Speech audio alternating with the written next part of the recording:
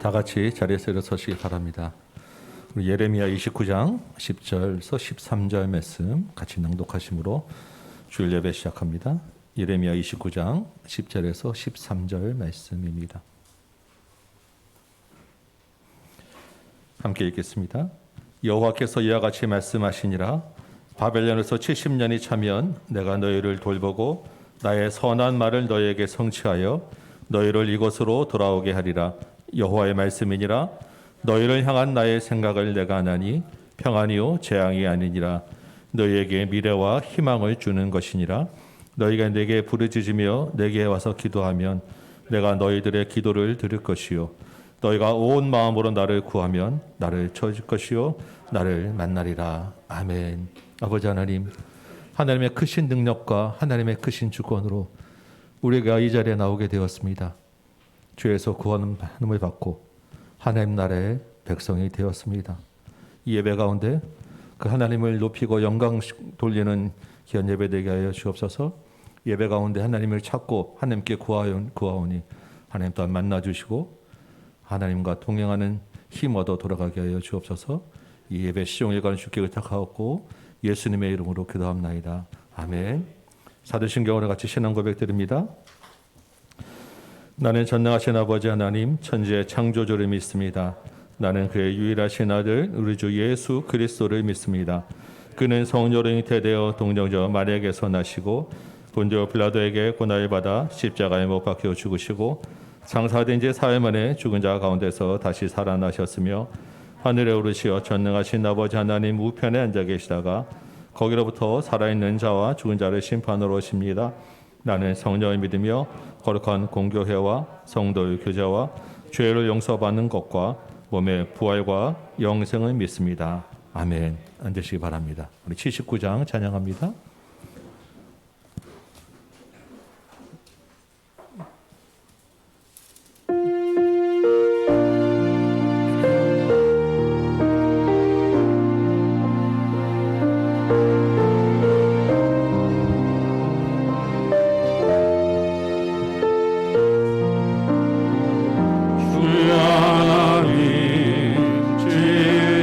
모든 세계 내 마음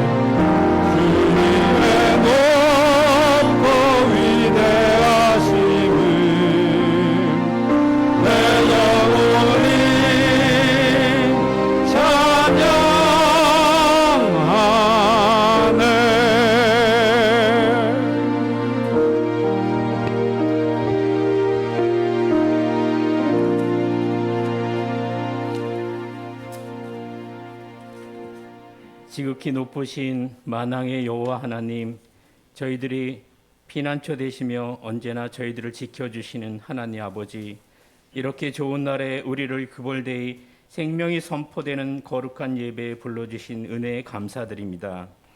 우리의 찬양과 경배를 주님 홀로 받아주시옵소서.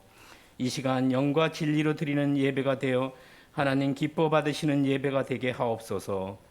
주의 영광을 가리웠던 모든 죄악들과 안개처럼 사라질 세상의 헛된 것들을 쫓아 살았던 저희들의 불신앙의 모습을 이 시간 고백하며 애통할 때 주님, 우리들을 불쌍히 여기사 그리스도의 십자가 보혈로 깨끗이 씻어 주시옵소서.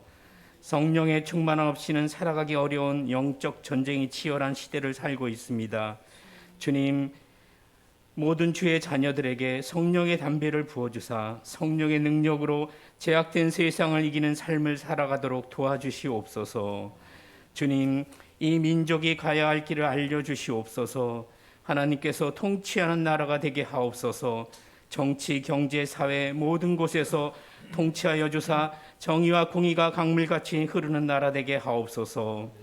가난한 이웃나라에게 선한 영향력을 주는 나라, 축복의 통로로 주님께 쓰임받는 나라 되게 하옵소서. 주님의 몸된 조국교회를 섬기는 주의 종에게 성령의 능력을 덧입혀 주사 세임 주시옵소서. 십자가 복음이 선포되는 교회마다 회개가 있게 하시고 새 생명이 꽃피는 주의 역사가 일어나게 하시옵소서. 다음 교회를 오직 주의 손으로 붙들어 주시옵소서. 공동체 가족들이 진실한 성도로 살게 하시고 온전한 가정을 이루게 하시고 하나된 교회의 모습을 통하여 믿는 대로 살아가고 있는지 날마다 돌아보는 주의 자녀들 되게 하옵소서. 주님의 몸된 교회를 섬기는 안 목사님과 홍 전사님에게 영육간의 강건함을 주시며 주 안에서 늘 평안하게 인도하옵소서. 단위에 세우신 주의 종을 통하여 말씀을 듣는 시간입니다. 성령의 능력으로 함께하여 주옵소서. 선포되는 말씀을 통하여 한 주간 믿음으로 살아내는 힘 얻게 하여 주시옵소서. 이 모든 말씀 우리 구주 예수 그리스도의 이름으로 간절히 기도드립니다. 아멘.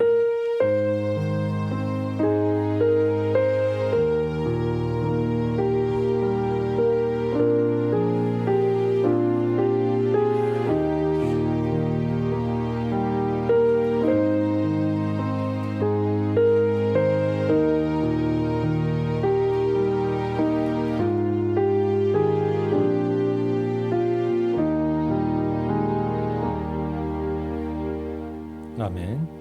우리 314장 1절만 찬양하는 중에 준비하신 예물 하나님께 드리도록 합니다.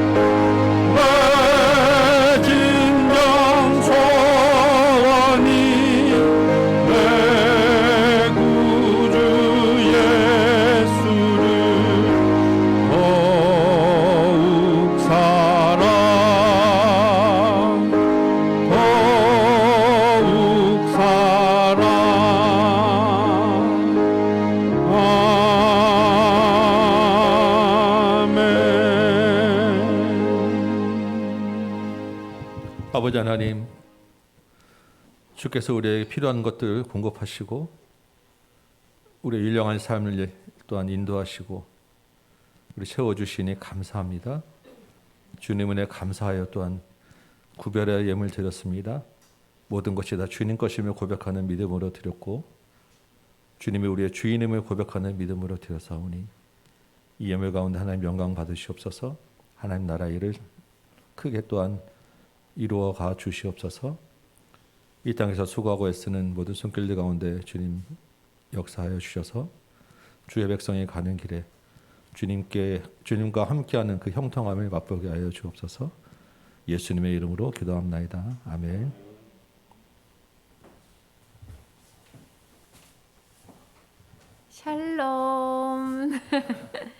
여기서 전도사님은 여러분에게 설교하려고 그러니까 마음이 아주 행복해져요. 여러분도 행복해요? 네. 시아야, 전사님 잘 보세요. 오늘은 이야기가 아주 길어서 시아가 듣기가 좀 어려울 텐데 그림 많이 보세요. 자, 오늘은 에스겔 전체 이야기예요. 아마 어른들도 와, 저런 내용을 배웠구나 하고 복습할 수 있을 거예요. 자, 에스겔은 자, 그림 보면 잘 아는 내용이 좀 나와요. 1장에는 하나님이 짠 하고 나타난 이야기예요. 에스겔 1장에 누구한테 나타났지? 에스겔한테. 에스겔은 제사장이라 그랬죠? 어떻게 나타났죠? 어디로? 어디에? 바벨론에서 포로로 끌려간 바벨론 그발 강가에서 한 번도 나타나지 않은 모습으로 이상한 모습으로 마차 같은 거를 타시고 왕 하고 오셨단 말이에요. 오셔서 뭐라고 얘기하셨냐면 사람들이 포로로 끌려가서 우리 이스라엘로 다시 갈 수 있을 거야. 이스라엘 성전에 하나님이 계시니까 우리 나라는 망하지 않아. 우리는 돌아갈 수 있어. 막 이랬거든. 하나님이 아니 이제 이스라엘에서 나는 없어. 나는 너희와 함께 바벨론에 있어. 그곳에 계신 여호와야. 나는 그곳에 바벨론에 있어. 이렇게 이야기하시는 거예요. 그게 1장이에요. 그리고 나서 하나님이 2장부터 24장까지는 왜 심판을 받게 됐는지 얘기해줘. 니네가 어떤 잘못을 했으며 반드시 심판받을 거야. 그 잘못 때문에. 무슨 얘기인지 들어볼까요? 에스겔한테 내 말을 먹어라 그래가지고 하나님의 말씀이 적혀있는 말씀을 꿀떡 먹고 이제 에스겔은 무슨 말만 하는 거야? 말씀의 말만 하는 거야. 말씀만. 그래서 이제부터 하는 말은 에스겔이 하나님한테 들어왔던 이 말씀만 하지 자기가 하고 싶은 말을 하는 게 아니에요. 무슨 말을 하는지 알아? 에스겔아, 너는 심판의 파수꾼이 되어라. 네가 심판을 외치면 악인들은 죽지만 의인들은 회개하고 살 거야. 그리고 너도 살지. 그렇지만 네가 안 외치면 어떻게 된다고요? 모두 다 죽는 거야. 에스겔이 네 알았어요. 심판을 외치겠습니다 하나님. 어떻게 외치는지 볼게요. 그런데 외쳐야 되는데 하나님이 벙어리를 만들었어요. 그리고 몸을 꽁꽁 묶으래. 아무데도 가지 말래. 어떻게 할 때만 말할 수 있을까요? 두루마기 성경만 말할 수 있게 한 거예요. 하나님의 말씀입니다. 이럴 때만 말할 수 있고 물 줘 이런 말은 못해. 어머, 이렇게 해서 하나님의 말씀을 전했어요. 언제까지 이렇게 전했는지 들어보세요. 그러고 나서 오른쪽으로 눕고 왼쪽으로 누우면서 이스라엘이 망해요 하고 계속 설교를 한 거예요. 심판받아요. 바벨론 포로들은 돌아갈 수 있을 거라 생각했는데 계속 망한다고 하니까 장로님들이 찾아와서 우리가 무슨 죄를 져서 이렇게 망하는데요. 우리가 무슨 죄를 졌는데요. 그러니까 에스겔이 잘 몰라요. 뭐라고 말해줘야 되지? 그랬더니 하나님이 갑자기 에스겔을 붕 띄워서 하나님이 손이 쭉 내려서 에스겔을 붕 띄워서 데리고 가버렸어. 그리고 이제부터는 환상을 보여주는 거야. 에스겔아, 잘 봐라. 여기가 이스라엘에 있는 성전이야. 내가 있는 곳에 누구도 있어? 각종 우상들이 더글더글 나만 섬기는 게 아니라 우상도 같이 섬기잖아. 그리고 골방에 들어가 보니까 거기에는 세상에 우상들이 막 잔뜩 그려져 있는 거야. 근데 그 우상 앞에 사반의 아들까지 아이고 우리를 도와주세요 하나님한테 제사 드리고 또 우리를 도와주세요 하고 우상한테도 제사 지내고 다 한 거예요. 그러니 내가 얼마나 화가 나겠느냐. 그래서 내가 너희를 불쌍히 여기지 않을 거야 더 이상. 그리고 하나님 잘못했어요 라고 말하는 이 사람들의 머리에는 표를 하고 나머지 사람들은 천사가 와서 칼로 다 죽여서 예루살렘에 있는 엄청 많은 사람들이 칼로 죽을 거래요. 눈으로 볼 땐 누가 죽였냐면 바벨론 군사들이 죽였거든요. 근데 진짜로는 누가 죽인 거냐면 천사가 죽인 거예요. 하나님의 심판으로. 어이구, 하나님이 이렇게 화가 잔뜩 나셨어요. 그래서 내가 너희랑 더 이상 가까이 있지 않고 이제 이스라엘을 떠날 거야. 너희가 우상 숭배하는 걸 더 이상 보지 않을 거야. 이런 거나 마찬가지예요. 세상에 우리 집에 있는데 엄마가 아빠랑 말고 다른 아저씨랑 같이 산다고 아저씨를 데리고 들어오면 우리 집에서 살 수 있어요? 그거랑 똑같은 거예요. 하나님의 집에 다른 우상들을 다 데리고 온 거예요. 하나님이 이제 떠난대. 나는 이제 너희랑 살 수가 없어. 그래서 에스겔이 그걸 환상으로 보고 쑥 데려다 주니까 장로님들한테 그 얘기를 막 했어. 우리가 벽에다 그리고 우상을 숭배했잖아요. 장로님들이 가만히 있었어. 맞아, 우리 그랬는데 하나님 다 하셨네. 그리고 에스겔이 보세요. 나처럼 시드기야 임금님이 눈을 가리고 오밤중에 동망을 갈 거예요. 그런 일이 있으면 이 일이 여호와께서 하나님께서 하신 것이라는 걸 아셔야 됩니다. 하나님이 힘이 없어서 망한 게 아니라 하나님이 심판하신 거라는 거예요. 그리고 왜요? 왜 그렇게 심판하시는데요? 거짓 선지자들만 좋아했잖아요. 거짓 선지자들은 자기 마음대로 말했어요. 하나님의 말씀 아닌 거를 잘 될 거야, 잘 될 거야, 잘했어, 잘했어 칭찬만 했는데 여러분은 그 소리만 들었잖아요. 하나님의 백성이라는 사람이 마음에는 우상이 가득해서 하나님은 섬기는 척, 예배를 드리는 척 하지만 속으로는 자기가 원하는 게 가득 차가지고 선지자의 말은 듣지 않고 거짓 선지자의 말에만 에이 잘 될 거야, 괜찮아, 그 정도는 여기에만 이렇게 순종했으니 하나님이 은혜를 베푸시고 도와주는데도 맨날 배신하고 반역하고, 그래서 하나님이 심판하면 하나님 잘못했어요 그러면 하나님이 은혜를 베푸시고, 이거를 몇 년 동안 했다고? 1000년을 하나님이 1000년 동안 용서해 준 거예요. 하나님 잘못했어요. 그리고 또 가서 또 하고, 하나님 잘못했어요. 가서 또 하고. 그러니까 이제 하나님이 어떻게 한대? 이제 은혜를 안 베풀 거야. 불쌍히 여기지 않을 거야. 그러면서 뭐라는 줄 알아요? 그러면 1000년 동안 조상이 지은 죄 때문에 우리가 지금 이렇게 포로로 끌려온 거죠. 아버지가 포도를 마셔서 우리 이빨이 신 거죠. 이런 속담을 했다는 거야. 하나님이 화가 잔뜩 나서 아니, 아버지만 죄를 지은 게 아니야. 너희들 각자가 다 죄를 지은 거지. 그러면서 포도나무가 불에 타서 싹 없어지는 포도나무 심판 이야기, 버려진 아이 이야기 기억나요? 아이같이 버려지는 거를 키워놨더니 이 여자애가 어떻게 했지? 바람이 나서 막 돌아다녔잖아. 버려진 아이 이야기, 독수리 이야기 기억나요?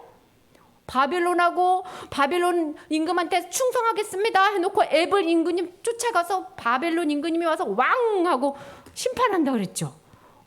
그 다음에 두 자매 이야기 기억나요? 북이스라엘 따라서 우상숭배해서 북이스라엘이 멸망했는데 오홀리바 같은 남유다인 너희도 하나님을 배반하니 이제 심판받을 거야. 바벨론 포로로 와서 아니야, 우리는 이제 다시 돌아갈 거야 막 이렇게 생각했거든요. 아니, 심판받을 거야. 이제 하나님의 날카로운 칼이 씩 어디로 간다고요? 예루살렘으로 가서 성전에 있고 예루살렘에 있는 성사람들을 다 죽일 거야. 몇 월 며칠 날? 10월 10일 날. 날짜까지 딱 가르쳐 준 거예요, 하나님께서. 근데 그날 어떤 일이 벌어졌어요? 누가 죽었지? 에스겔의 아내도 죽은 거예요. 10월 10일 날. 그리고 하나님의 아내 같은 예루살렘도 불타서 죽은 거예요. 에스겔이 우리 아내가 죽었구나. 하나님도 내 아내가 죽은 거야. 이렇게 생각하셨어. 그래서 진짜 예루살렘이 불에 타서 완전히 멸망했어. 누구 때문에? 하나님 때문에? 우리의 죄 때문에. 그러고 나서 하나님이 뭐라는 줄 알아요? 이제까지는 심판의 말씀을 전했지 벙어리가 되어서 이제는 자유롭게 전해라 하고 말이 확 터졌어. 이제 하고 싶은 대로 말이 돼서 벙어리가 끝났어요. 그래서 에스겔이 네, 이제는 내가 마음대로 전할게요. 이제 가서 전할 말은 이거야. 회복의 말. 심판의 말은 벙어리가 돼서 전했는데 회복의 말은 말하고 싶은 대로 마음껏 전하를 했어요. 그래서 에스겔이 신났어요. 첫 번째 회복의 말은 뭔지 알아? 야, 너희들만 멸망하는 게 아니라 우상 숭배하고 하나님 섬기지 때 이방 나라도 다 멸망할 거야. 여기는 하나님을 맨날 놀렸거든. 야, 이스라엘 멸망하는 거 보니까 여호와 하나님은 별게 아니네 이랬거든요. 별게 아니긴 다 멸망할 거야. 이제 너는 회복의 파수꾼이 되어라. 안전하면 다 죽는 거야. 하나님 전하겠습니다. 여러분, 하나님이 우리의 선한 목자가 되어주신대요. 이 신나서 전한 거야. 하나님이 우리를 친히 돌봐주신대요. 그래서 우리가 바벨론이 지금 불에 타서, 아니 예루살렘이 불에 타서 다 멸망했지만 우리 돌아갈 수 있어요. 하나님의 이름으로 반드시 해준대요. 사람들이 믿었을까요? 안 믿었을까요? 잘 안 믿었어요. 잘 안 믿었어. 회복의 말씀. 믿음이 없어. 그래서 하나님이 얘들아 너희들이 지금 골짜기에 마른 뼈 같지만 성령이 부으셔서 큰 군대로 일어날 수 있는 날이 올 거야. 내가 그때는 하나된 나라를 세울 거야. 그 나라에서는 너희가 내 백성이 돼서 말씀에 순종하고 나랑 아주 가깝게 지내는 날이 꼭 올 거야. 그 날이 오면 어떤 왕이 일어난다고? 고강. 이 고강은 어떻게 한다 그랬지? 하나님 백성을 믿지 못하게 끝까지 괴롭힐 거예요. 지금도 고강에 있어요. 그래서 맨날 꼬셔. 교회 가지 마. 예배 드리지 마. 이렇게. 하나님께 예배해도 다른 것도 좋아해도 돼. 하나님보다 더 좋아하는 게 생겨도 돼. 그래서 하나님께서 고강을 마지막 날 심판하실 거다 라고 이야기했어요. 그러고 나서 하나님이 이제 내가 세울 나라를 보여줄게. 이제 내가 새 성전을 보여줄게. 이제부터는 또 환상을 본 거예요. 에스겔이 우와 눈을 딱 떴는데 그림처럼 확 보이는 거야.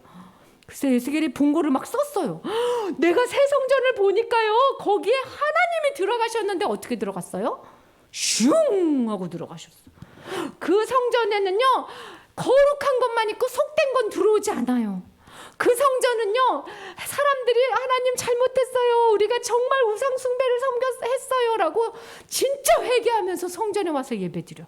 그러니까 이제 새 성전에서 우상 숭배 할까요? 안 할까요? 안 해. 새 성전에 들어온 사람은. 우상 숭배가 없는 성전이 세워진대. 그리고 제사와 제사장도 깨끗해진대요. 아까 제사장들 막 우상 숭배했죠.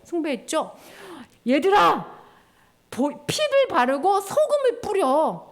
그건 무슨 뜻이냐면 예수님의 피로 하나님의 말씀으로 예배드리는 날이 온다는 거예요.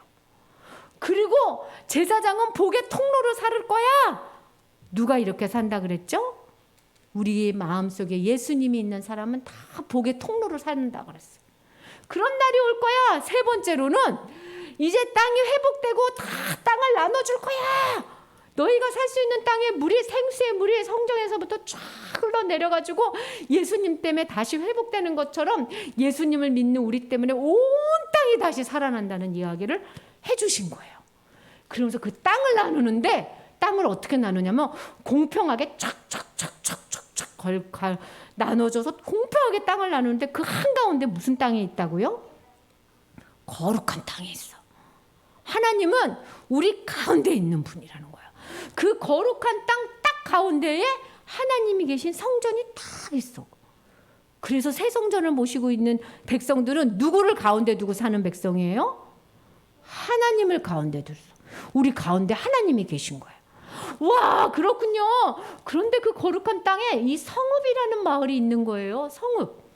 이 마을은 누가 살지? 다른 땅은 다 이렇게 나눠오는데 요 거룩한 땅이 요렇게 왔는데 성읍은 누구 땅이에요? 하나님이 가르쳐 주는 거야. 성읍은 말이야. 이게 나중에 나왔어야 되는데 퀴즈였는데 문이 하나, 둘, 셋, 넷 12개의 문이 있어. 그 문에는 이름이 붙어 있는데 애굽 지파 12의 지파 이름이 쫙 붙어 있는 거야. 이 땅은 누구 땅이게요? 12지파가 골고루 쓰는 땅이에요. 누구나 와서 쓰는 땅. 근데 이 땅에 누구나 다 오니까 하나님이 이 성읍을 이름을 지어줬어. 이 성읍은 여호와 산마다. 우리는 그게 무슨 뜻인지 모르잖아. 여호와 산마가 무슨 뜻이에요? 여호와 산마는 바로 이 뜻이야. 읽어보세요. 시작. 성읍에 계신 여호와인 거야. 하나님은 성전에만 계시는 줄 알았더니 우리가 사는 성읍에, 우리가 사는 마을에도 계신 거예요. 그러면 하나님은 교회만 있는 게 아니라 학교에 있어요, 없어요? 하나님은 우리가 사는 우리 동네에 있어요, 없어요? 우리가 사는 동네에서, 우리가 가는 학교에, 우리가 가는 학원에도 하나님이 계신 거야. 하나님은 어디에나 있다. 그게 어디에도 있었죠? 이 그림이 없었어야 되는데 어디에도 있었죠? 아까 처음에 있었지. 에스겔 1장에도 있었고 에스겔 마지막 장에도 여호와 산마다 나는 너희가 있는 어디에나 있다. 이게 에스겔이 말하는 거예요. 하나님은 우리가 계신 어디에나 있어요. 그리고 에스겔에서 70번이나 반복한 말이 있어요. 무슨 말이었을까? 70번이나 똑같은 말이 계속 나와. 무슨 말일까? 한번 읽어봐요. 짠! 내가 여호와인 줄 알리라. 에스겔에서 하나님이 얘기하고 싶은 거, 내가 여호와야! 내가 여호와야! 아니, 여호와가 무슨 뜻인데요? 여호와가 이 뜻이에요. 최고. 내가 최고야. 나는 누가 만든 신이 아니야. 나는 스스로 있는 신이야. 나는 하나밖에 없는 신이야. 나는 세상을 창조한 신이야. 그러니까 내가 뭐야? 주인이야. 그런데 이스라엘 백성은 어떻게 됐냐면 하나님을 이렇게 안 했어요. 하나님도 이거지만 다른 것도 이거예요. 이게 우상 숭배예요. 하나님이 말하는 거야. 내가 최고야. 여러분 마음속에 하나님이 최고예요? 에스겔 선지자를 통해서 하나님은 그렇게 얘기하시는 거야. 얘들아, 내가 최고야. 내가 여호와인 줄 알아야 돼. 내가 여호와야. 다른 신이랑 같이 섬기지 마. 여러분, 하나님보다 더 좋아하는 거 뭐 있어요? 하나님보다 더 좋아하는지 안 좋아하는지 잘 모르겠죠? 좋아하는데 어떻게 알 수 있냐면 그게 안 이루어졌을 때 하나님이 싫어지고 하나님한테 화가 나면 하나님보다 그걸 더 좋아한 거예요. 아, 장난감 갖고 싶은데 하나님 사주세요. 우리 엄마 마음을 감동시켜서 사주세요. 막 그랬어. 근데 엄마가 안 사줬어, 장난감. 근데 엄마만 미워지는 것도 아니고 하나님까지 미워져. 내 기도를 응답해 주지 않다니. 이거 우상 숭배예요. 전사님도 그런 게 있어요. 기도 응답 안 해주면 하나님한테 약간 삐져요. 아마 우상 숭배일 거예요, 그게. 여러분 마음속에 더 이상 우상을 섬기지 말고 하나님이 최고예요 말하는 그런 에스겔 선지자를 통해서 말씀하신 하나님을 섬기도록 해요. 우리 잠깐 이렇게 하자. 이렇게 하고 이번엔 이렇게. 하나님 최고야. 자, 우리 따라 해보세요. 하나님은 여호와예요. 하나님은 최고예요. 하나님, 우리 자녀들이 또 우리가 일평생 기도하면서 하나님을 최고로 섬기는 그런 믿음을 갖게 해주세요. 예수님 이름으로 기도합니다. 아멘. 아멘. 예, 감사합니다. 긴 에스겔이 1시간에 이제 한 번에 끝났어요, 그죠? 예, 이제 오늘부터는 에스겔 말씀이 아니라 우리 에스라 말씀을 좀 암송하려고 합니다. 예, 에스라 1장 1절 말씀이에요. 오늘 나눌 말씀은 같이 한번 읽어볼까요? 에스라 1장 1절 시작. 바사왕 고레스 원년에 여호와께서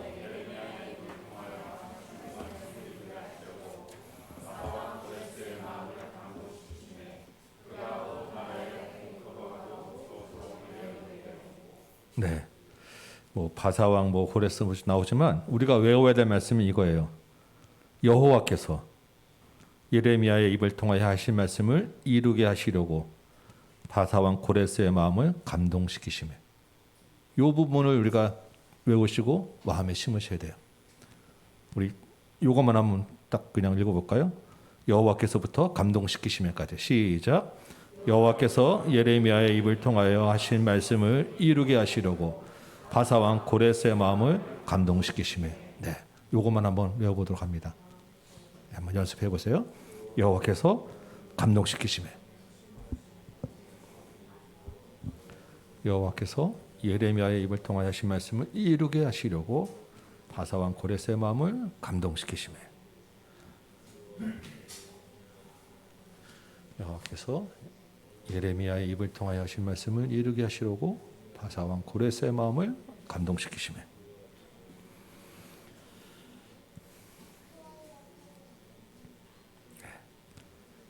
앞뒤로 잘라내니까 좀 짧아지고 쉽죠? 예. 제가 여러분 마음을 잘 압니다. 예. 여호와께서 예레미야의 입을 통하여 하신 말씀을 이루게 하시려고 바사왕 고레스의 마음을 감동시키시며. 여호와께서 예레미야의 입을 통하여 하신 말씀을 이루게 하시려고 바사왕 고레스의 마음을 감동시키시며. 여호와께서 예레미야의 입을 통하여 하신 말씀을 이루게 하시려고 바사왕 고레스의 마음을 감동시키시며.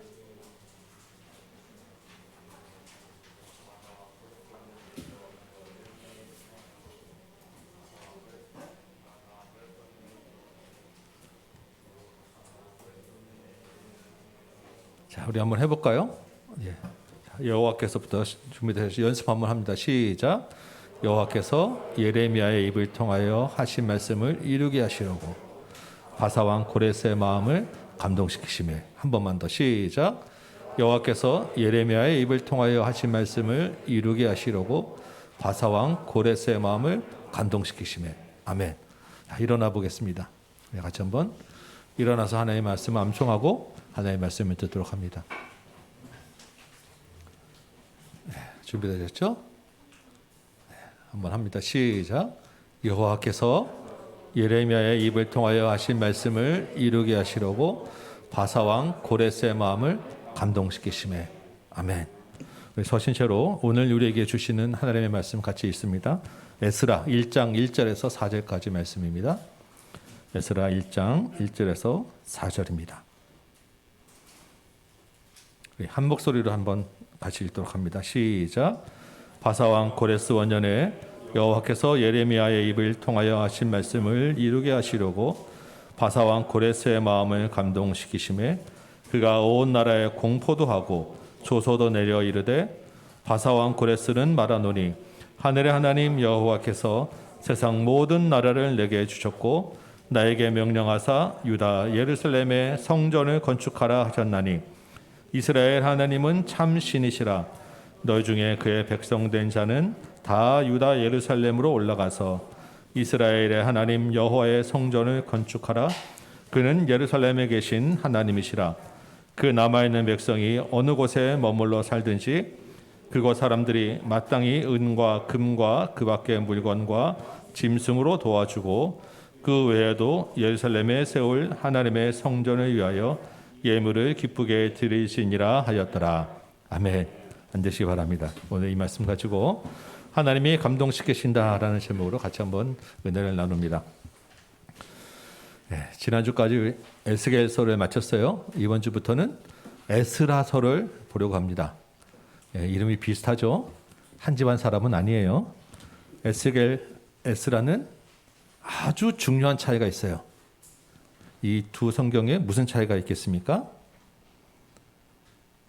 에스겔서는 바벨론 포로기까지 이야기를 나누는 거고 에스라는 포로에서 돌아온 이후의 이야기를 하는 거예요. 바벨론 포로부터 완전히 딱 구별되는 전과 후로 나눠지는 그 이야기입니다.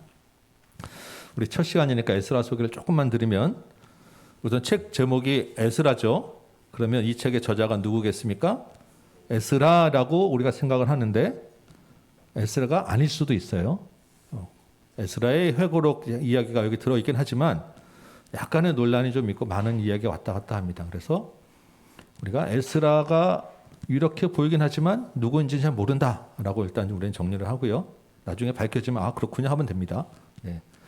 이 에스라는 그 다음에 이어지는 느헤미야하고 굉장히 연관성이 많아요. 내용이 같이 겹쳐요. 그래서 에스라, 느헤미야는 늘 같이 붙어 다녀요. 그래서 이 에스라, 느헤미야가 우리는 두 권으로 되어 있지만 이게 한 책이다, 두 책이다. 이것도 약간의 논란이 있어요. 우리는 뭐 그 얘기를 다 깊게 할 필요는 없어서 어쨌든 누구인지 모르는 한 저자가 에스라, 느헤미야를 우리에게 주셨다. 이렇게 우리 이해하고 넘어가려고 해요. 중요한 것은 이 책들이 어떤 의도와 목적을 가지고 기록되었는가라는 것입니다. 그렇죠? 이 책의 주제가 뭐냐는 거예요. 우리가 에스겔까지 해서 여러 가지 역사서나 선지서를 봤죠. 그 책들은 무슨 이야기였습니까? 하나님을 떠난 이스라엘의 죄를 지적하고 그 죄에 대한 심판을 선언하는 이야기들이었어요. 그래서 실제로 그 심판이 이루어졌죠. 예루살렘이 무너지고 성전이 무너지고 이스라엘이 쫓겨나는 그런 경험을 하게 되었다는 이야기들이 지금까지 이야기였죠. 그런데 이제 그 심판이 끝난 거예요. 하나님의 심판 가운데서 조금씩 약속하셨던 그 회복의 때가 된 것입니다. 그러면 그들이 어떻게 돌아오게 되고 돌아와서 어떤 공동체를 세워나가는지 그 회복의 이야기를 이제부터 하게 되는 것입니다. 한 100년 정도에 걸쳐서 이스라엘이 바벨론에서 한 3번에 걸친 귀환을 하게 됩니다. 이 책들이 예언서가 아니고 역사서거든요. 그렇다고 하면 그 3번의 귀환이 다 이루어진 다음에 이 책들이 쓰어졌다는 이야기예요. 그리고 그 이 책을 받는 독자들은 그 3번의 귀환이 다 마무리된 그 세대나 그 다음 세대 정도가 되는 거예요. 이해가 되시죠? 그럼 이 사람들에게 이 책을 왜 썼느냐라고 생각해 보는 것입니다. 이 사람이 돌아와서 성전도 짓고 새로운 공동체를 세우고 시간이 좀 지나가는데 처음 가졌던 그 열정 신앙이 식어가는 거예요. 자기들이 가졌던 그 신앙 공동체에 대한 정체성이 약해져가는 시대가 온 것입니다. 우리가 왜 여기에 돌아오게 되었는지, 우리가 왜 여기 있는지를 분명히 다시 세우기 위해서 이 책들이 쓰여진 거예요. 그럼 이 책에는 크게 3가지 정도의 주제가 있어요. 이 책이 이야기하는 이야기들이 있습니다. 첫째는 하나님이 모든 역사와 세상을 주관하신다라는 하나님의 주권에 대한 이야기를 강력하게 하고 있어요. 에스라라고 하는 이름의 뜻은 도움이라고 하는 뜻입니다. 하나님이 도우셨다라는 거예요. 느헤미야는 하나님이 위로하셨다라고 하는 뜻입니다. 이 3차에 걸친 이 바벨론 포로에서 돌아온 것이 전적으로 하나님이 도우시고 하나님이 위로하셨기 때문이다라는 의미인 것입니다. 그래서 이 에스라 느헤미야서에는 하나님의 선한 손이 도우셨다라고 하는 표현이 굉장히 자주 나와요. 두 번째로는 이 하나님의 주권을 믿고 그 주권 아래서 이 이스라엘 백성들이 하나님의 주권을 믿는 그 하나님의 백성이라는 거예요. 자기들이 하나님의 백성이라고 하는 이야기를 자꾸 강조하는 것입니다. 원래 이스라엘과 맺었던 내 백성, 너희 하나님이라고 하는 이 언약이 다시 회복되어져서 하나님이 자기들과 함께 계신다라고 하는 것을 굉장히 많이 이야기하는 것입니다. 그래서 그 하나님의 함께 하신다는 임재의 상징이 뭐예요? 성전이죠. 이 사람들이 돌아와서 그 성전 건축에 그렇게 최우선 과제를 두고 그것을 중점적으로 열심히 세우려고 노력했다라는 거예요. 3번째 주제는 율법을 준수하는 정결한 공동체다라는 것입니다. 하나님의 백성이잖아요. 하나님이 그들과 함께 계시잖아요. 그 증거는 하나님의 율례를 지키는 백성이다라는 것입니다.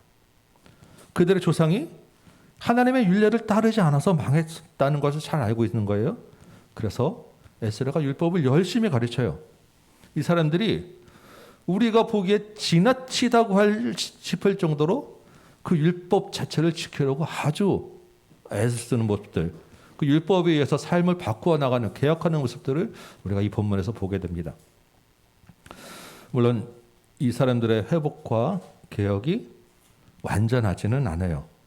하나님의 그 회복의 약속은 이 사람들 통해서 부분적으로 이루어졌지만 최종의 완성은 예수 그리스도를 통해서 완성되고 되어지게 되는 것입니다. 그렇지만 이 사람들이 바벨론에서 나와서 새로운 하나님의 백성의 공동체를 세웠잖아요. 우리가 예수를 믿고 죄에서 떠나서 하나님 나라를 사는 거하고 아주 이 시대적으로 똑같은 이 주는 그 시대적 배경과 메시지가 아주 유사한 거예요. 우리도 아직 완성되지 않은 하나님 나라를 살고 있는, 바벨론에서는 나왔지만 그 하나님 나라를 가는 과정 중에 있는 우리에게 주는 메시지가 똑같다는 것입니다. 이 사람들이 붙잡았던 그 중심 사상은 우리가 붙잡아야 될 말씀이라는 거예요. 그 어떤 성경책보다도 우리에게 아주 밀접하게 관계되는 그런 말씀이 에스라, 느헤미야 이 성경책들이라는 것입니다. 그럼 어떻게 되겠어요? 지금까지 여러분 잘 들으셨지만 더 눈에 불을 켜시고 귀를 활짝 열고 집중해서 들으시고 이 본문을 자꾸 읽으시고 설교 말씀을 자꾸 반복해서 들으셔서 주님이 우리에게 주시는 말씀을 들으셔야 되는 거예요. 자, 1장부터 오늘 말씀 어떤 내용인지 한번 보도록 합니다. 1장 보면 마음에 좀 드시죠? 본문이 좀 짧아요.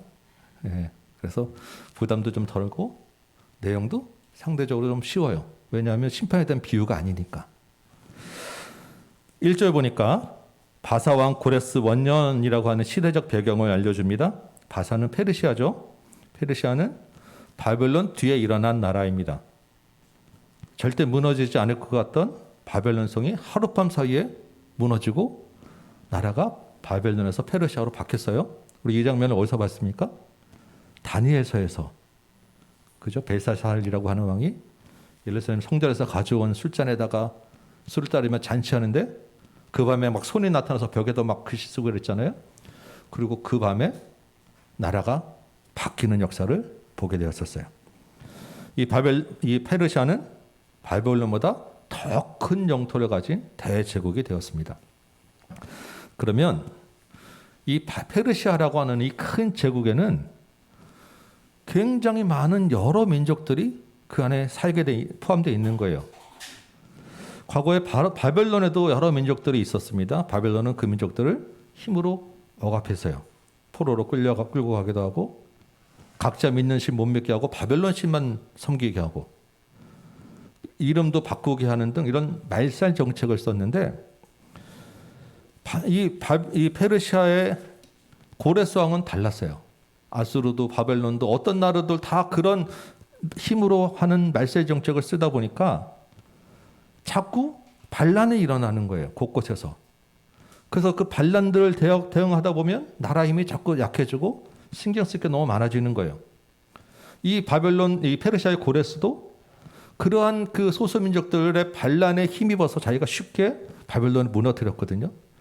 그래서 이번에는 아주 파격적인 관용 정책을 씁니다. 우리 1절 후반부에 나오는 그가 온 나라에 공포도 하고 조소도 내렸다라고 하는 것이 고레스 칙령이라고 하는 역사적으로 기록되어 있는 그런 문서예요.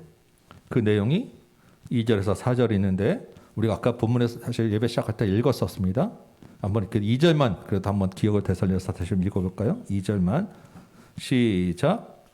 바사왕 고레스는 말하노니 하늘의 하나님 여호와께서 세상 모든 나라를 내게 주셨고 나에게 명령하사 유다 예루살렘의 성전을 건축하라 하셨나니. 예, 이어지는 내용들은 그래서 예루살렘의 백성 이스라엘이 돌아가서 성전을 건축하고 그 건축하는 비용도 지원해 주겠다라고 하는 그런 내용입니다. 이 조서모 보면 이 페르시아 고레스 왕이 하나님을 엄청 잘 섬기는 왕인가 이렇게 생각할 수 있어요. 그죠? 그런데 그 고대 이 유물이 하나 발견됐는데 고레스 실린더라고 하는 고레스 왕이 쓰던 그 원통형 도장이 하나 발견됐는데 거기에 이 바벨론 이 고레스 칙령에 대한 내용들이 들어 있어요. 그 내용에는 마르둑이라고 하는 바벨론 신의 명령을 따라서 내가 백성들에게 이렇게 돌아가겠다라고 하는 내용들이 그대로 적혀 있습니다.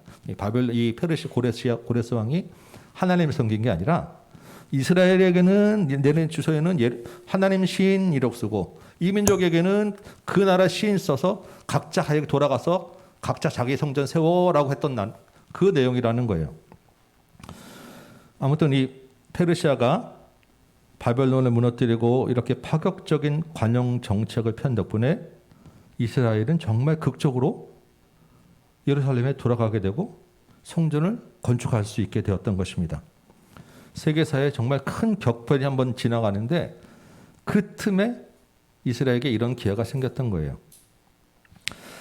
그런데 오늘 읽은 우리 1장 1절은 이 역사의 격변에 일어났던 사건을 다르게 해석하고 있는 것입니다. 뭐라고 했어요? 여호와께서 바사왕 고레스의 마음을 감동시키셨다라고 하는 것입니다. 이유는 뭐예요? 예레미야의 입을 통하여 하신 말씀을 이루게 하시려고. 예레미야에게 하나님이 어떤 말씀을 하셨어요? 예레미야 25장 11절 12절 그리고 아까 예배 시작할 때 읽었던 29장 10절 11절 12절 70년이 차면 다시 돌아가게 할 것이다 라고 하는 말씀을 예레미야를 통해서 이미 주셨단 말이에요. 그리고 이제 그 약속하신 70년이 다 차서 고레스의 마음을 감동시키셨다라는 것입니다. 이 감동시키셨다라고 하는 말은요, 잠들어 있는 것을 흔들어 깨워서 일어나게 한다라는 뜻입니다. 약속하신 대로 바벨론으로 돌아가게 하기 위해서 하나님이 고레스를 왕으로 이렇게 세우셨다는 거예요. 고레스의 마음을 흔들어서 깨웠다라는 것입니다. 바벨론을 무너뜨리기도 하고 관용 정책을 펴게 하셨다는 거예요. 이 예레미야에는 이 70년이라고 하는 숫자가 기록되어 있는데 예레미야보다 앞선 이사야서에는 고레스라고 하는 이름을 기록하고 있어요. 하나님이 고레스를 향하여 나의 택한 자, 내가 지명하여 부른 자라고 기록하고 있습니다. 세상은 역사의 격동 속에서 큰 제국이 흘러가는 그 속에서 이스라엘이 도와간 것이다 라고 기록되어 있지만 성경은 이미 하나님이 그 역사를 계획하시고 이루어 가셨다라고 기록하고 있는 것입니다. 여러분, 이스라엘이 돌아가는 게 왜 중요하겠어요? 그들이 돌아가서 다시 나라를 세우는 그 70년을 채우기 위해서 돌아가는 것도 중요한데 더 큰 하나님의 계획이 있어요. 왜 그렇습니까? 이 사람들이 돌아가서 그 이 사람들의 후손으로 예수님이 와야 되기 때문이에요. 예수 그리스도가 이 땅에 와야 되기 때문에 그 일을 이루어 가셔야 한다는 것입니다.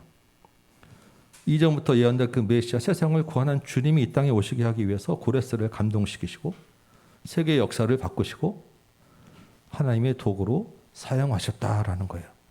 이것을 하나님의 주권이라고 우리가 이야기하는 것입니다. 이 에스라서가 이 하나님의 주권을 드러내는 굉장히 중요한 주제를 가지고 있다라는 것이죠. 여러분이 하나님의 주권이라는 주제로 역사를 보면 모든 것이 다시 새롭게 보입니다.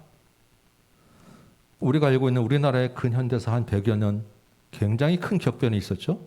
일제감정기에도 가고 그 6.25라는 전쟁도 거치고 그 후에 정말 민주화라는 여러 가지 정권이 바뀌는 혼란 속에서 경제가 이만큼 부흥하는 놀라운 역사를 우리가 100여 년 사이에 엄청난 격변을 겪었잖아요. 이 사이에 어떤 일이 있었습니까? 이 한반도를 둘러싼 세계 열강의 여러 가지 정치적인 결정들이 있었어요. 그 틈에서 우리 선배들이 정말 피와 땀과 눈물을 흘리는 헌신과 수고가 있었어요. 그런데 그것들만으로 이 역사가 이루어지지는 않았다라는 것입니다. 하나님이 그 가운데서 필요한 사람들을 감동시키시고 일으키시고 만들어 가시는 계획이 있으셨다는 거예요. 하나님의 주권 없이 우리의 이 역사를 다 설명할 수는 없는 것입니다. 그 가운데 하나님이 복음을 심으시고 저와 여러분을 구원해내기 위한 계획이 있었고 하나님의 주권이 있었다라는 거예요. 지금도 사실 우리나라뿐만 아니라 세계 정세가 다 불안하죠. 코로나로 인한 경제 타격이 전쟁으로 우크라이나 전쟁으로 더 심하게 와서 굉장히 어려운 상황이 있습니다. 북한은 여전히 핵으로 위협하고 정치를 보면 정말 답답하고 어디 봐도 편치 않죠. 국제적으로도 미중 갈등에 여러 가지 안 좋은 소식들이 가득 차 있는 상황입니다. 그런데 이 상황에서 우리가 믿어야 될 게 뭐겠어요? 이 모든 상황과 역사를 하나님이 주관하고 계시다라는 것입니다. 하나님이 이 역사의 주권자라는 거예요.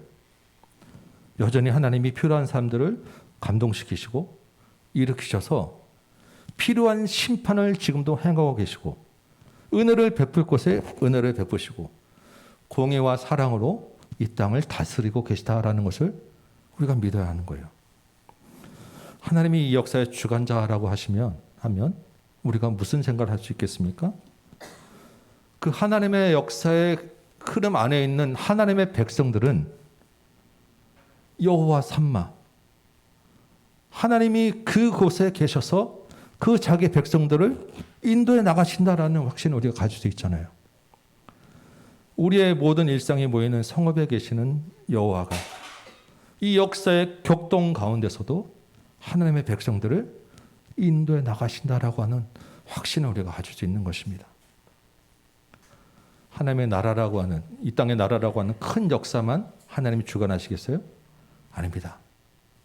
우리의 교회에 우리 교회 역사 가운데서도, 우리 교회 가운데서도 하나님이 일하고 계세요. 여러분, 우리가 처음에 여러분 중 뭐 거의 대부분 안 계실 때 저 김포의 조그만 아파트 상가에서 처음에 교회를 시작했어요. 근데 1년 만에 그 상가에서 나가야 됐습니다. 그 상가 주인이 갑자기 팔았어요. 갑자기 막 나가야 돼가지고 급히 알아본 데가 여기 이사 오기 전에 있던 김포 그곳이에요. 거기를 보러 갔더니 처음 있던 데보다 훨씬 넓고 기존의 교회가 잘 갖춰진 곳이어서 바로 이제 계약을 하려고 했더니 목사님이 하루 좀 있다가 다음날 하자는 거예요. 우리보다 먼저 보러 온 사람들이 있었다는 것입니다. 그래서 그 연락을 좀 기다려봐야 되니까 다음날 하자고 하는데 그때 마침 그 사모님이 붕어빵 몇 개 사들고 오셨어요. 그래서 우리랑 얘기하는 거 보고 뭘 미루냐고 그냥 여기서 빨리 계약하라고 막 목사님을 막 이렇게 몰아세워서 그냥 그 자리에서 우리가 계약을 하게 됐어요. 다음날 그분이 먼저 본 사람이 또 연락이 왔었다라 하더라고요. 우리가 그 자리에서 하나님의 은혜 가운데 잘 있게 된 것입니다. 거기서 몇 년 있다가 또 감동을 주셔서 서울로 나왔는데 이 자리 찾기가 정말 어려웠어요. 찾다 이제 안 되나 보다 지쳐서 포기할 때 하나님이 여기를 보여주시고 이곳에 인도하셨어요.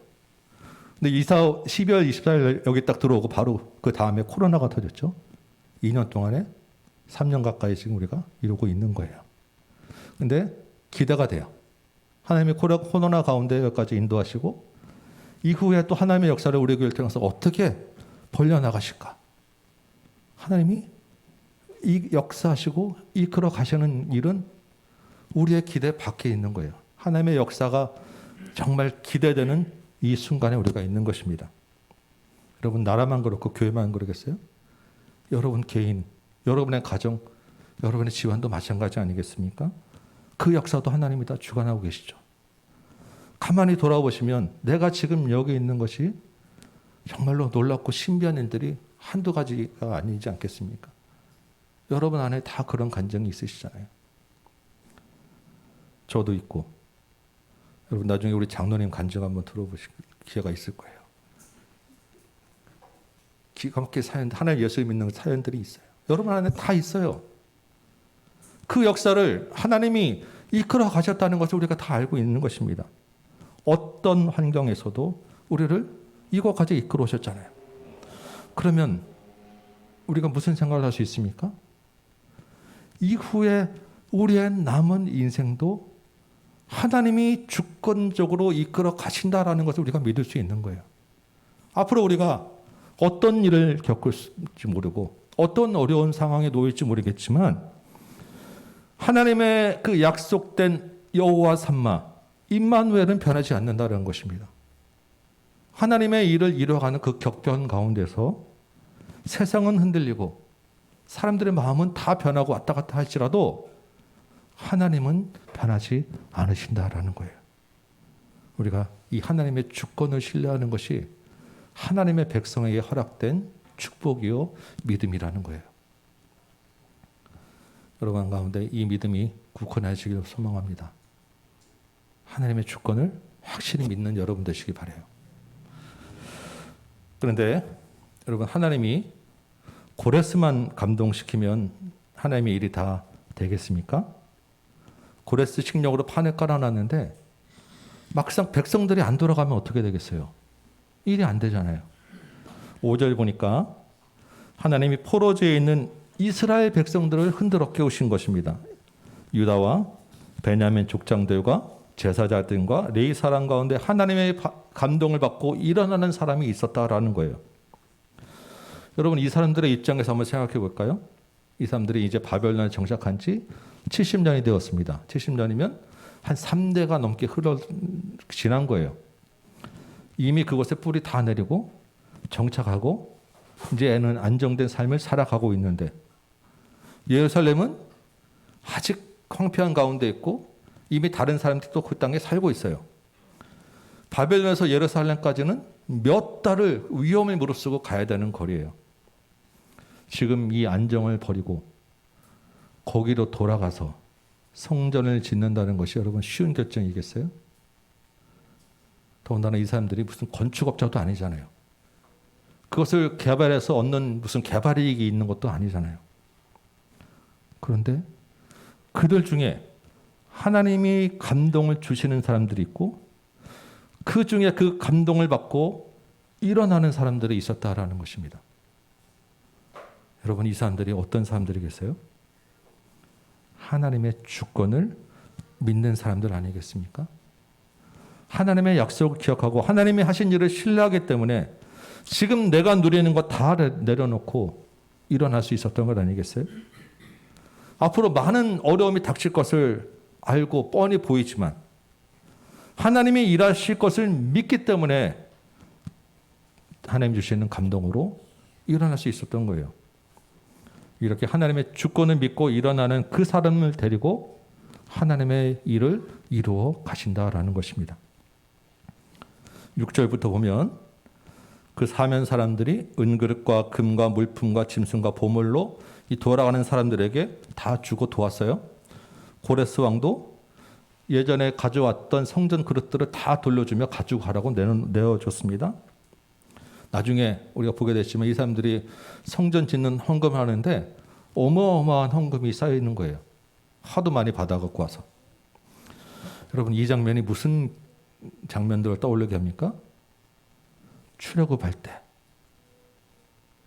애굽 사람들한테 많은 재산들을 보물들을 받아갖고 나오게 하시잖아요. 하나님이 이스라엘을 이집트에서 나오게 하신 것처럼 지금 이들도 하나님이 바벨론에서 나오게 하신다라고 하는 확신을 주는 것입니다. 하나님이 이들을 지지하고 계시고 이들을 격려하고 계신다라고 하는 믿음을 주는 거예요. 인도하신다라고 하는 확신을 주는 것입니다. 여러분, 하나님이 온 세상의 주권자이십니다. 믿으시죠? 그래서 하나님이 필요한 모든 것들을 다 도구로 사용하시고 감동시키시는 거예요. 또한 하나님의 사람들에게도 같은 감동을 주시는 것입니다.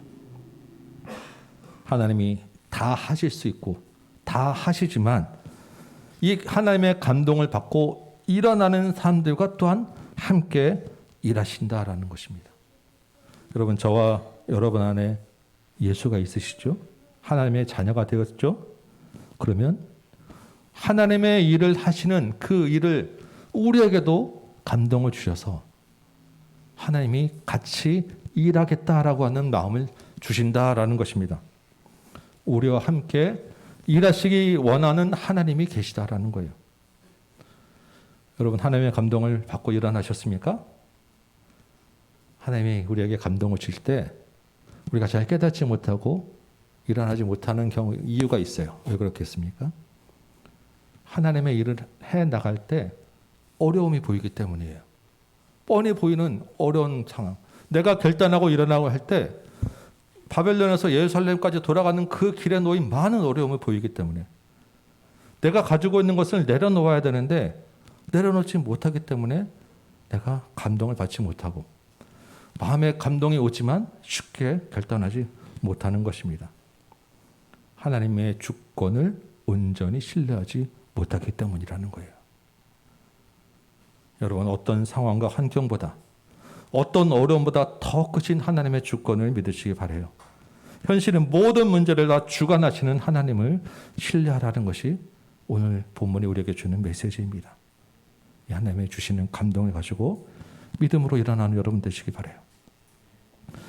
하나님이 우리에게 각자에게 감동을 주시는데 우리를 한 교회 공동체로 모셨잖아요.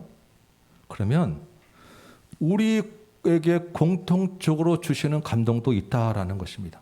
오늘 그 얘기만 잠깐 하고 마치려고 해요. 우리 교회는 성경 강좌를 토대로 세워졌어요.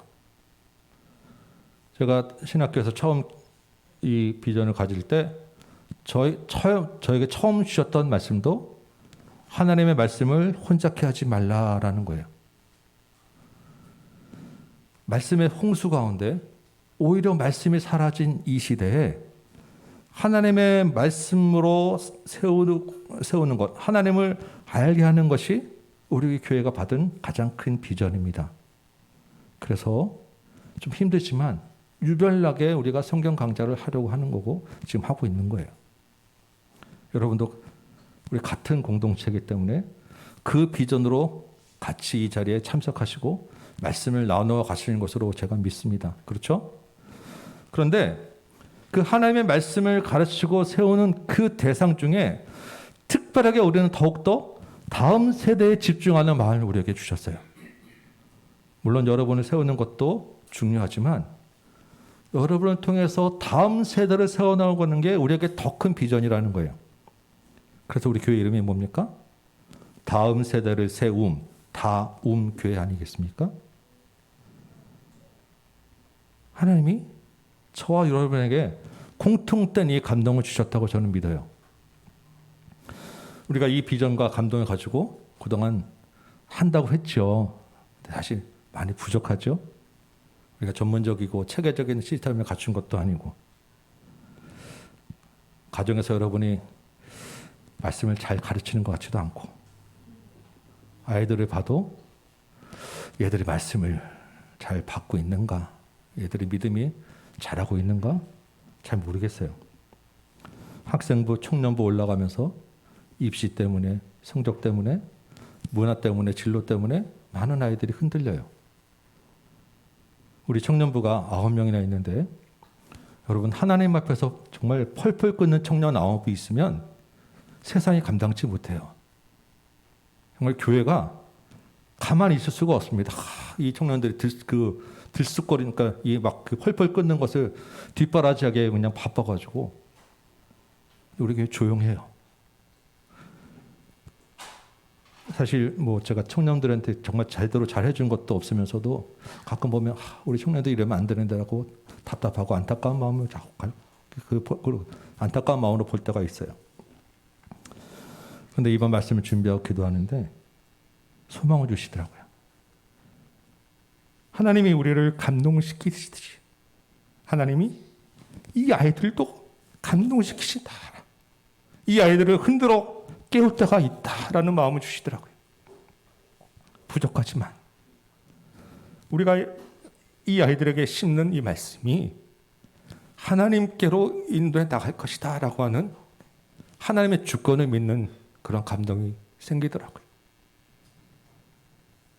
이 아이들이 나중에 무슨 화려하게 높은 뭐 세상을 이름을 내는 그런 아이들이 될지는 모르겠어요. 우리가 그런 걸 바라는 것도 아니죠. 그렇지만 어느 모양 어느 자리에 있더라도 그것에서 하나님의 감동하심을 받고 일어나는 아이들이 될 것이다 라고 하는 소망은 생겼어요. 언젠가는 이 아이들이 하나님의 주권을 인정하고 그 믿음으로 따라가겠구나라고 하는 감동이, 소망이 생기더라고요. 여러분도 그 마음과 그 소망을 가지고 이 아이들을 바라보시기 바라요. 그리고 그 감동으로 함께 다음 세대를 세워나가는 일에 힘써 나가시기 바랍니다. 주께서 이 감동을 믿음으로 바꾸게 하시기 위해서 우리에게 기도라는 도구를 주신 거예요. 이번 주에 월삭 기도가 있어요. 여러분 다 나와서 같이 기도하시기 바랍니다. 이 비전을 품은 자는 기도하게 돼 있어요. 하나님의 말씀에 감동을 주시면 우리가 기도하게 되어 있습니다. 기도만 할까요? 하나님이 어떤 분이신지 알아가는 마음도 우리에게 주시는 거예요. 하루에 2장씩 성경을 이렇게 하고 있지 않습니까? 2장이 아니라 10장, 20장씩 읽어가면서 하나님을 더 가까이 가게 되어 있는 것입니다. 이제 말씀을 맺습니다. 하나님이 온 세상을 다스리시죠? 믿음의 눈이 열려서 세상을 감동시키는 하나님의 그 주권을 바라보는 여러분 되시기 바랍니다. 세상이 흔들려도 하나님은 변함없이 하나님의 나라를 세워 가실 거예요. 두려워하지 말고 믿음으로 하나님을 신뢰하시기 바랍니다. 그 하나님의 주권을 더 의지하시기 바랍니다. 주께서 우리에게 주시는 감동에 순종으로 반응하시기 바라요. 특별히 우리 다음 교회 공동체로 부르셨습니다. 우리에게 다음 세대를 세우는 감동을 주셨어요. 소망을 가지시고 주께서 하실 일을 기대하시기 바랍니다. 이 한 주간 기도와 말씀으로 주신 감동과 사명 감당하는 저와 여러분 되시기를 주님의 이름으로 축원합니다. 아멘. 오늘 찬송 한장하고 기도합시다. 413장 내 평생에 갖는 길 순탄하여 우리 한번 찬양합니다. 우리에게 닥칠 일이 순탄할 수도 있고 저마귀가 우리를 흔들 수도 있고 우리의 죄가 주홍빛같이 붉을지라도 주 예수께 나가는 우리의 길은 변하지 않을 거예요. 반주해 주세요. 네. 언젠가는 그 하나님의 주권 안에서 우리가 주님을 만날 날이 있을 것입니다. 우리 무더기 찬양하며 합니다. 내 평생에 가는 길 순탄하여 늘 잔잔한 강 같은지 바로 무섭고 어렵든지 나의 영혼은 늘 편하다. 내 영혼 평안해. 내 영혼 평안해. 저마귀는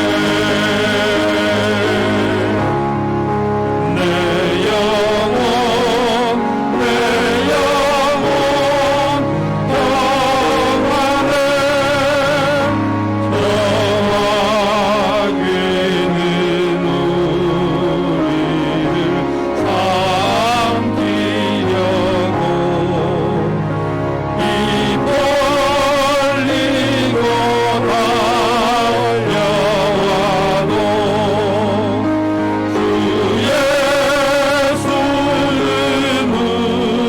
우리의 회장되니 끝내 싸워서이 이기리라. 대신 죄 주홍빛 가더라도 주 예수께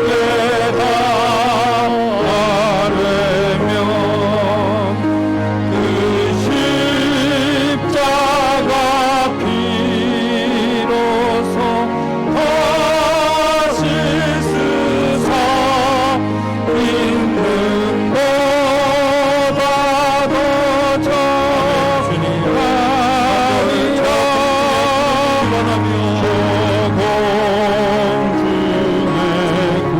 나팔이 주께서 일어나며 화났다 할지라도 우리가 능력하잖아요.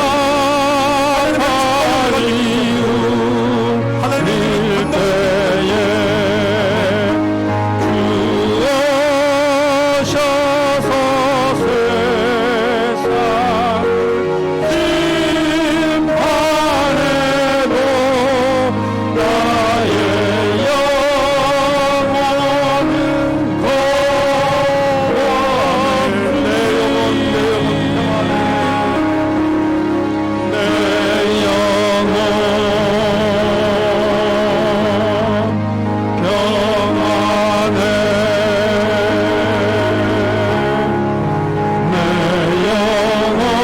영혼은 내 영혼 평안해. 내 영혼 평안해.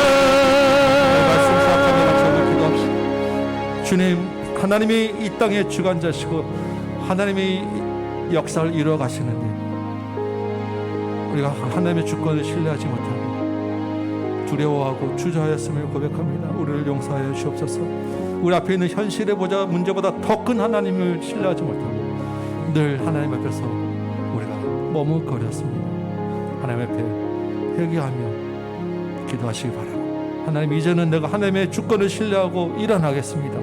나에게 주셨던 하나님의 감동을 받고 이제 잠에서 깨어나겠습니다. 나를 도와주옵소서. 하나님의 능한 손이 나를 붙잡아 주옵소서. 하나님께 도움을 요청하시기 바랍니다.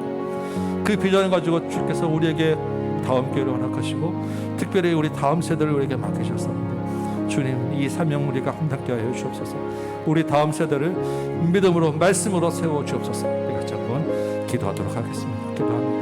하나님 아버지, 우리 다음 세대를 위해서 기도합니다. 하나님, 이 땅에 주관자시고 하나님이 역사를 이루어 가시는데 우리가 하나님의 주권을 신뢰하지 못하고 두려워하고 주저하였음을 고백합니다. 늘 하나님 앞에서 우리가 머뭇거렸습니다. 하나님 이제는 내가 하나님의 주권을 신뢰하고 일어나겠습니다. 나를 도와주옵소서. 하나님 그 비전을 가지고 주께서 우리에게 다음 세대를 맡기셨었는데 주님, 이 사명 우리가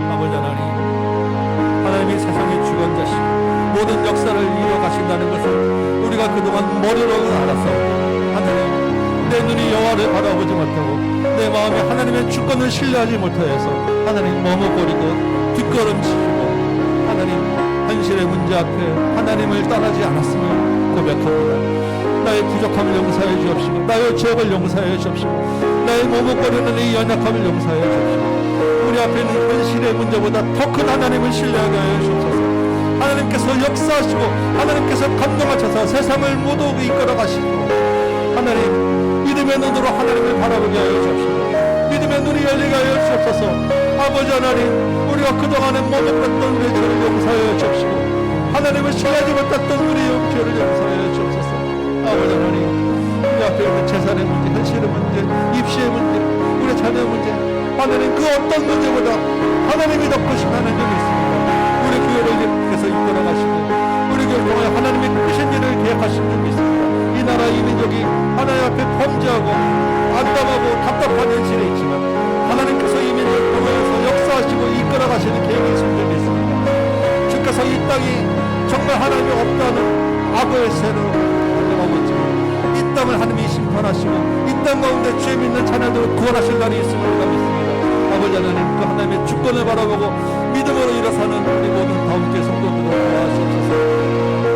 주께서 우리에게 감동을 주실 때, 하나님과 함께 일하자고 할 때, 하나님, 우리가 아버지 하나님 그 믿음으로 이제 일어나게 하여 주옵시고, 잠들었던 그 영적 잠에서 깨어나게 하여 주옵시고, 하나님 손 붙잡고 일어나게 하여 주옵소서. 내 힘으로 할 수 없음을 고백합니다. 주여 아버지 하나님, 주께서 감동시키소서.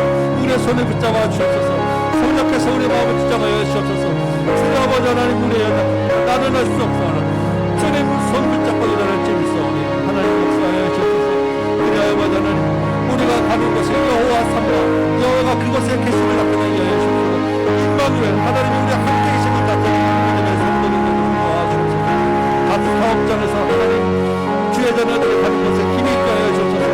그것이 흥하게 하여 주옵소서. 주께서 성과를 내주옵소서.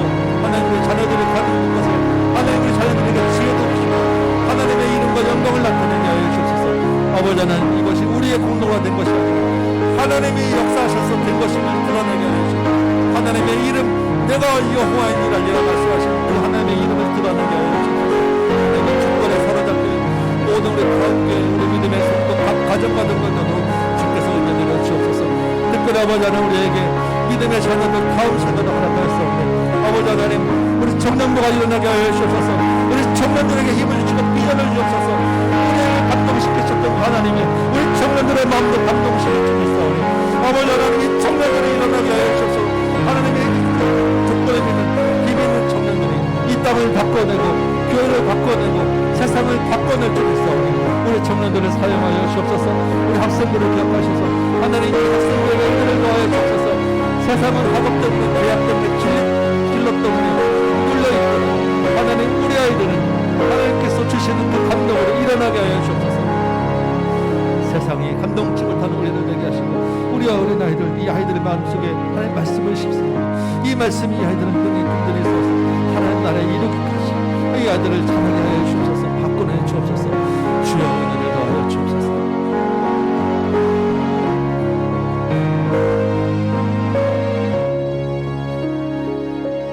아버지 하나님,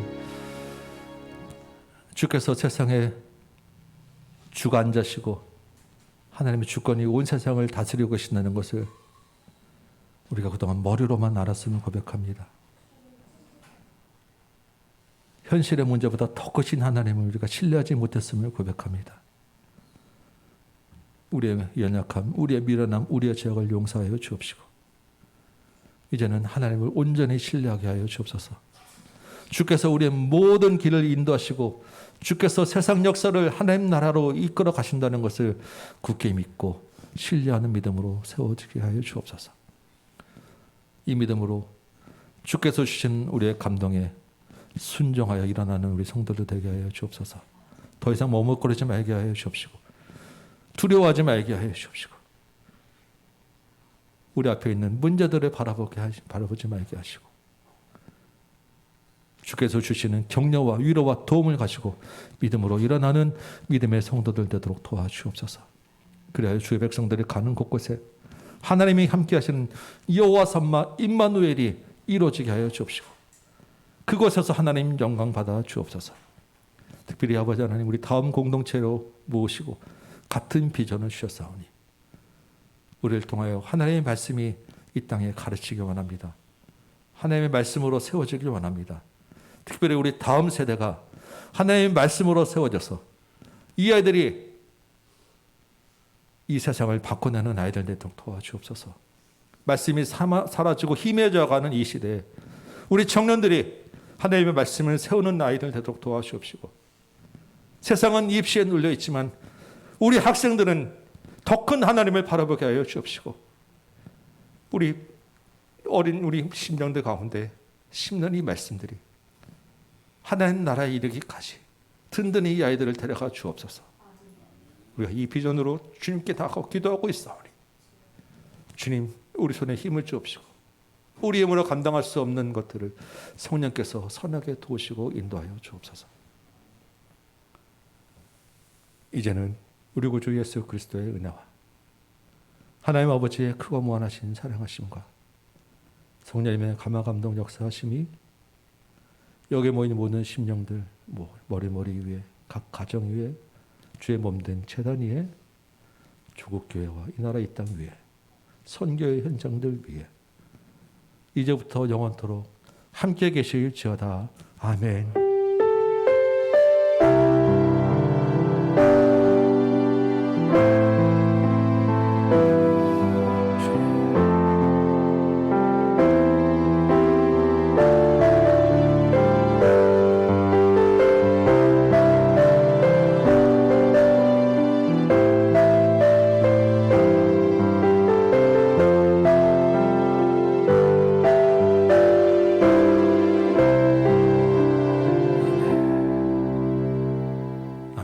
예배를 마쳤습니다.